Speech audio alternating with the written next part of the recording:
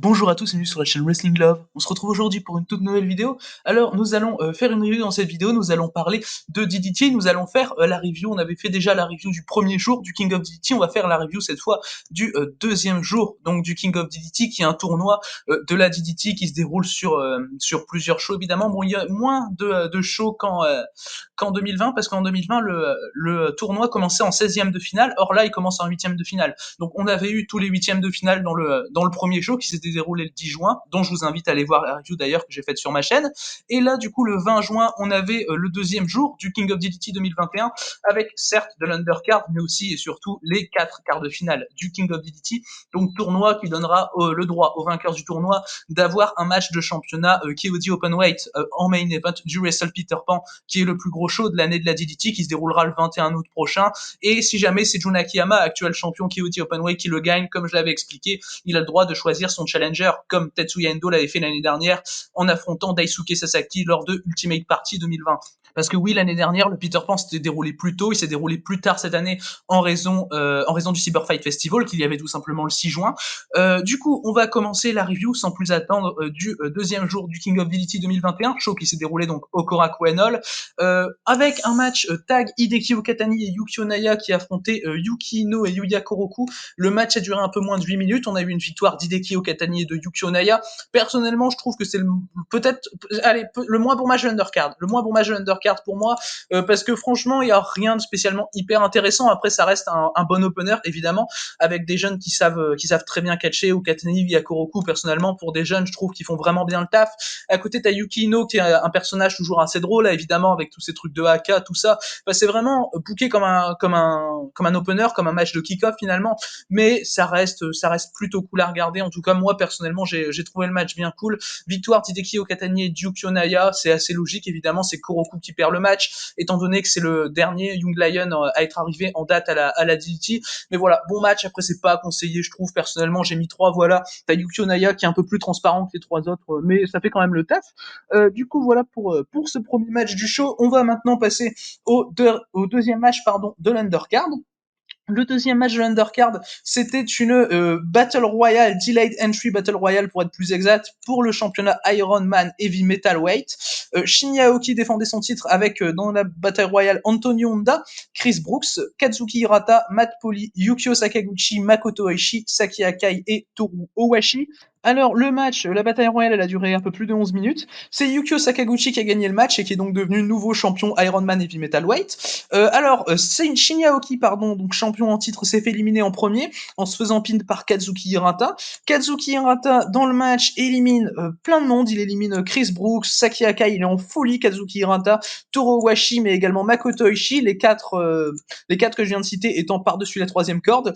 Mais à la fin, il y a un spot où Matt Poli, Anthony Honda et Hirata passent tous les trois en même temps par-dessus la troisième corde et perdent le match parce que tout simplement t'as Honda et Matt Poli qui refont comme ce qu'ils avaient fait dans un house show DDT, c'est qu'ils font exactement la même chose l'un que l'autre et ça c'est hyper drôle. Les échanges Anthony Honda, Matt Poli, ça me fume de rire personnellement, où les mecs font exactement la même chose que l'autre, ça me tue. Où t'as Matt Poli qui répète chaque geste que fait Anthony Honda et là il saute par-dessus la troisième corde pour éliminer Hirata, sauf que les deux s'éliminent eux-mêmes. T'as Yukio Sakaguchi qui arrive sur le ring, donc qui est le dernier entrant de cette Battle Royale. Il n'y a plus personne de valide pour le match, et du coup, Yukio Sakaguchi, sans rien faire, remporte le match. Alors, comment dire, la fin est hyper absurde, la fin est hyper drôle. Moi, ça me fume ce genre de choses à la DDT. La bataille royale en elle-même est également assez drôle. Au début, t'as Hirata qui fuit Shinya Aoki parce qu'il a peur de Shinya Aoki. Du coup, il ramène Makoto Oishi avec lui pour être en situation de 2 contre 1 et pour pouvoir battre finalement Shinya Aoki.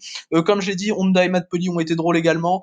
Enfin voilà, la victoire de Yukio Sakaguchi sans rien faire. Personnellement, ça m'a tué. Surtout que Yukio Sakaguchi arrive avec le face paint à la Matt Poli pour se moquer de Matt Poli et ça m'a fumé aussi. Enfin voilà vraiment l'image où t'as Sakaguchi qui gagne le titre sans rien faire, c'est la bataille royale, ça me fume personnellement. Mais du coup voilà pour la bataille royale. Alors en après-match, on a Kazuki Hirata qui va aller pin Yukio Sakaguchi et remporter le championnat Iron Heavy Metalweight, parce que je rappelle que c'est un championnat qui se défend sur les règles 24/7. Du coup, voilà, Hirata pin Sakaguchi. Du coup, t'as Antonio Honda et Matt Poli qui arrivent, qui essayent de battre Hirata, mais Hirata arrive à fuir tout simplement. Donc voilà, moi ça m'a fait rire personnellement. Et du coup, Hirata champion Iron Heavy Metalweight à l'issue de cet après-match. On va maintenant passer au troisième match du show. Le troisième match du show et avant-dernier match de l'undercard, c'était Danshoku Dino contre Yusuke Okada. Alors ce match vient d'une storyline sur Twitter où Danshoku Dino a kidnappé un patron de restaurant pour faire une affaire avec des saucisses, et que Danshoku Dino avec des saucisses, c'est toujours assez drôle, on va dire. Du coup, Yusuke Okada, en fait, c'était un restaurant qui servait de la viande et il servait que des saucisses. Et en fait, parce que Danshoku Dino avait pris le contrôle du restaurant en kidnappant le patron.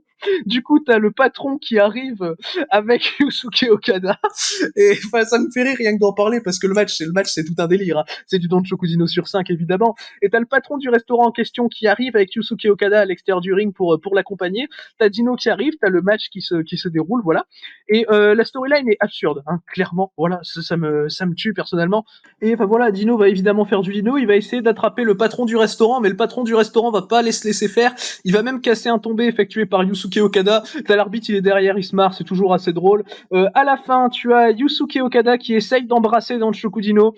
Il y a un moment, Yusuke Okada, il hésite, il n'y arrive pas. Finalement, il se projette dans les cordes et il essaye d'embrasser encore une fois Dino. Dino esquive et Yusuke Okada embrasse le patron du restaurant.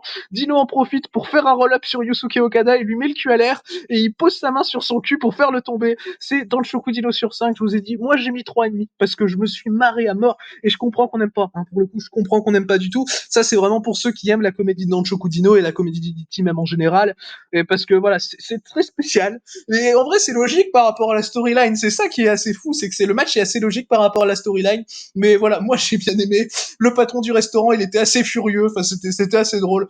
Et tout le monde a bien joué son rôle ici. Et non, ouais, franchement, vraiment bon match. Vraiment, enfin, c'est un match vraiment comédie DDT sur 5. Hein. C'est du Dino dans le texte. Mais moi, personnellement, Dino, c'est quelqu'un qui me fait vraiment rire. Du coup, voilà, ça a marché avec moi. Du coup, voilà, j'ai mis 3,5 pour ce Dino Okada, pardon. On va maintenant passer au dernier match de l'Undercard. Le dernier match de l'Undercard, c'était un freeway tag team match avec Akito, Naomi Yoshimura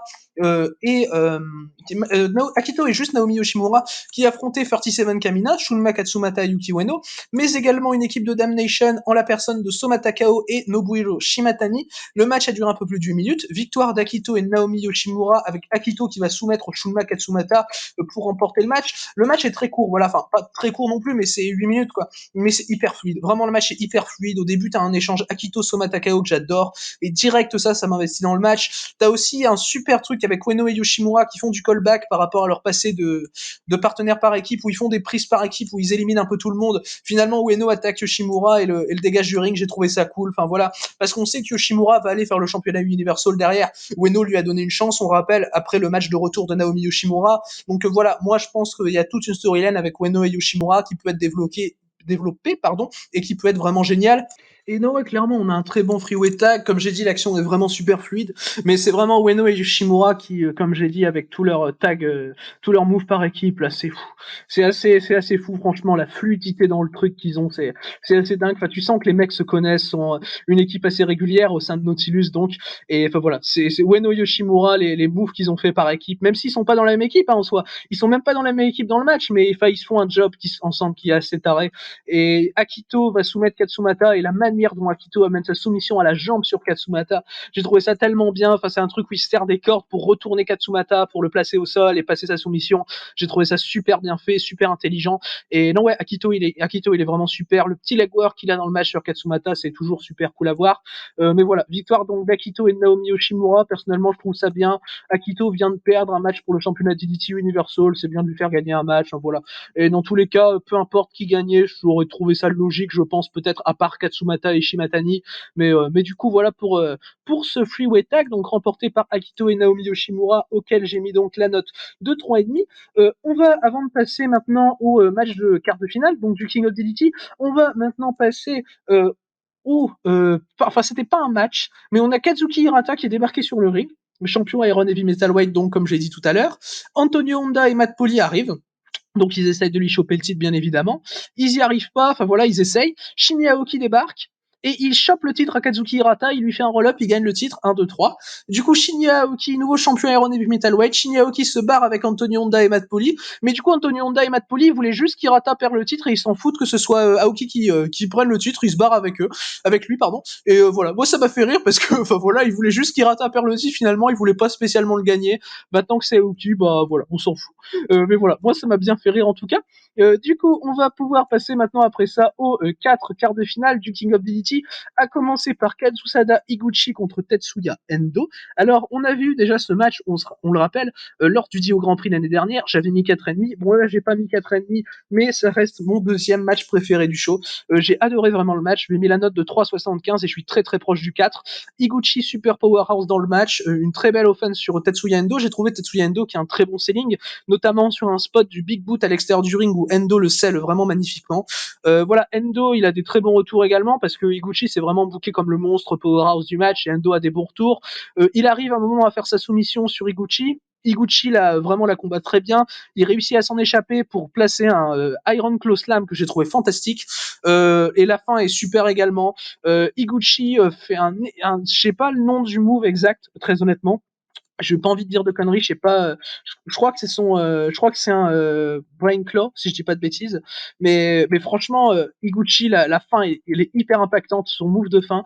Si quelqu'un peut me dire d'ailleurs dans les commentaires c'est quoi le move exact, mais franchement, magnifique la fin, j'ai trouvé. Endo scelle toujours très bien. Et enfin voilà, Higuchi qui prouve qu'il peut battre n'importe qui, franchement, avec cette victoire contre Tetsuya Endo. Donc voilà, moi c'est tout ce que j'attendais parce qu'en plus il y en avait eu un double KO, on le rappelle, lors de leur match jeudi au Grand Prix.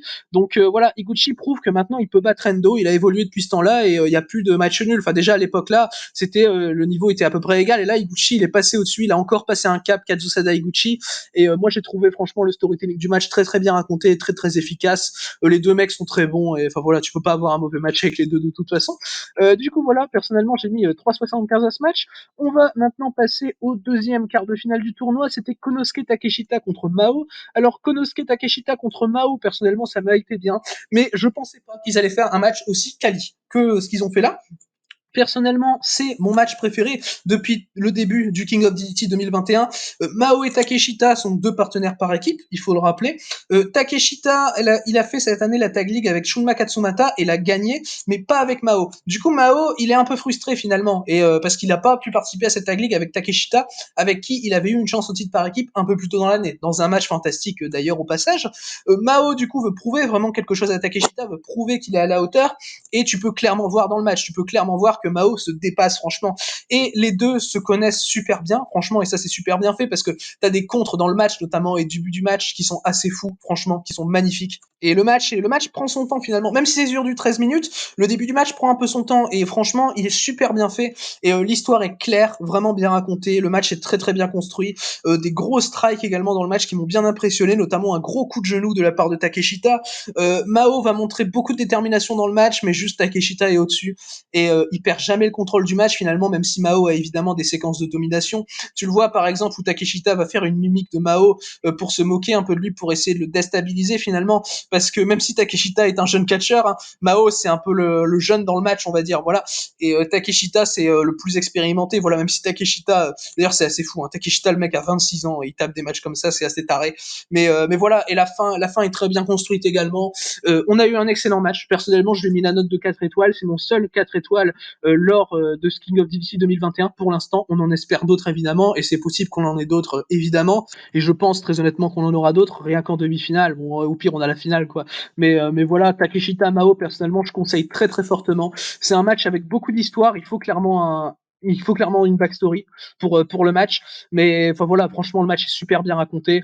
Et voilà, 4 étoiles, je peux pas mettre en dessous personnellement. Victoire de Takeshita assez logique, même si une victoire de Mao m'aurait pas déplu très honnêtement, et je pensais même que Mao allait gagner au début, mais faire gagner Takeshita c'est logique. Enfin voilà, je pensais honnêtement que Mao allait gagner, mais c'était plus par upset, tu vois, pour l'upset. Mais évidemment, faire gagner Takeshita, moi je trouve ça logique. Du coup, voilà pour ce match. On va maintenant pouvoir passer au pré-main event du show. Le pré-main event du show, c'était Daisuke Sasaki contre l'actuel champion KOD Openweight, Jun Akiyama. Alors, Daisuke Sasaki a réussi à battre Jun Akiyama en 4 minutes. Alors, l'histoire, elle est clairement bien racontée.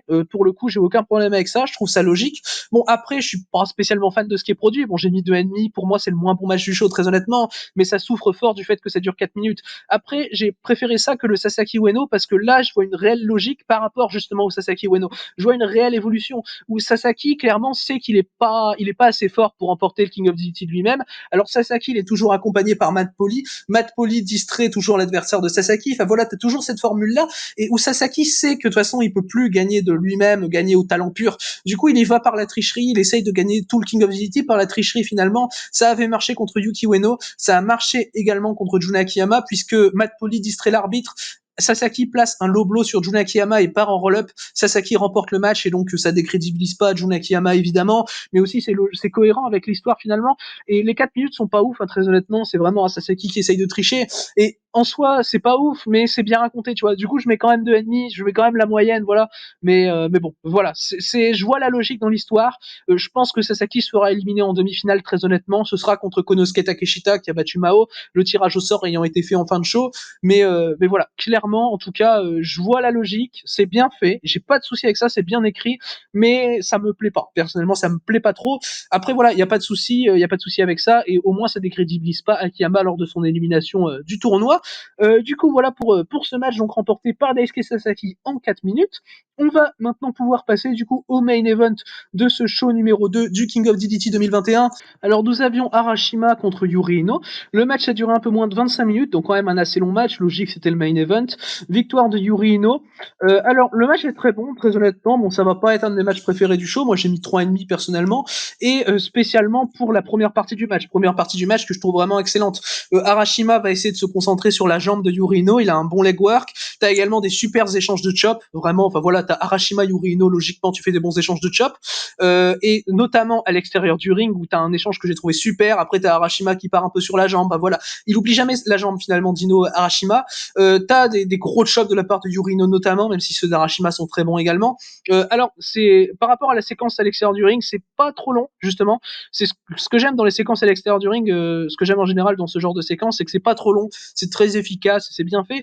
Mais il y a un moment dans le match où je perds tout intérêt. C'est à un moment, t'as Arashima qui fait son finish, donc son running double knee strike sur Ino.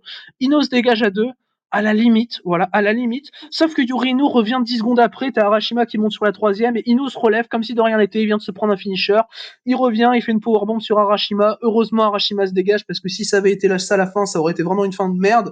Pour le coup, la fin est bonne. Ino gagne avec une fucking bomb, bien amenée évidemment. J'ai mis 3,5 personnellement. Mais voilà, le truc de je reviens 10 secondes après avoir pris ton finish, c'est toujours quelque chose que j'aime pas, et je trouve que bah voilà, là ça va pas faire exception évidemment, je trouve que ça n'a pas de sens. Genre tu viens de te prendre un putain de finish dans la gueule, surtout le finish d'Arashima qui est quand même pas le dernier des finishes quoi, et puis surtout le dernier des gars en face, et Ino revient 10 secondes après. J'ai pas compris personnellement, enfin voilà, c'est quelque chose toujours qui me sort des matchs, et là voilà, et là c'était compliqué, ça arrive très peu à la DDT pour le coup, mais là ça m'a saoulé personnellement. Mais à part ça, et j'ai du coup perdu tout intérêt jusqu'à à peu près la fin du match, la fin qui est bien amenée pourtant, hein.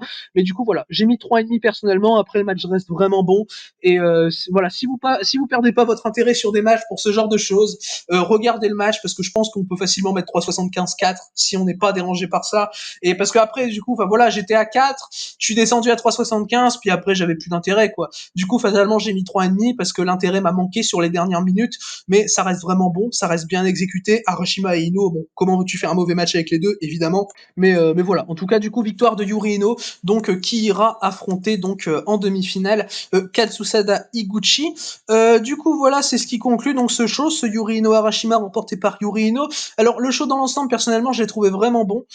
Franchement, il fait super bien le taf, il est hyper propre, tous les matchs sont bons, c'est assez taré les shows d'Iditi. Enfin voilà, il y a vraiment de la logique partout dans toutes les stories. Enfin voilà, et même le Sasaki Akiyama, il y a de la logique, alors que j'aime pas le match, mais il est bon. Voilà, c'est ça que je veux dire. Il est bon, il est bien écrit, mais j'aime pas la proposition simplement.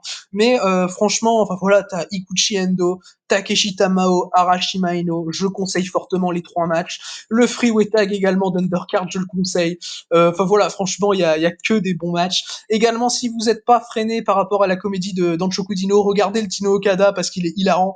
Mais enfin voilà, en tout cas, clairement super chaud, j'ai trouvé, avec bon match du show, qui est Takeshita Mao, que je conseille très particulièrement, et qui est du coup l'un de mes matchs préférés d'IDD cette année. Bon, évidemment, j'ai des matchs devant, hein. J'ai le Endo Akiyama, j'ai le tag Eruption contre Mao et Takeshita, j'ai par exemple aussi le Akiyama Dino, j'ai le Akiyama Iguchi aussi, mais enfin voilà, j'ai pas tant de matchs que ça devant le Mao Takeshita finalement. Du coup, c'est ce qui conclut ce deuxième show du King of DT 2021, c'est ce qui conclut donc cette vidéo. J'espère qu'elle vous aura plu, merci à vous de l'avoir écouté, et du coup d'ici les prochaines vidéos, je vous dis à la prochaine.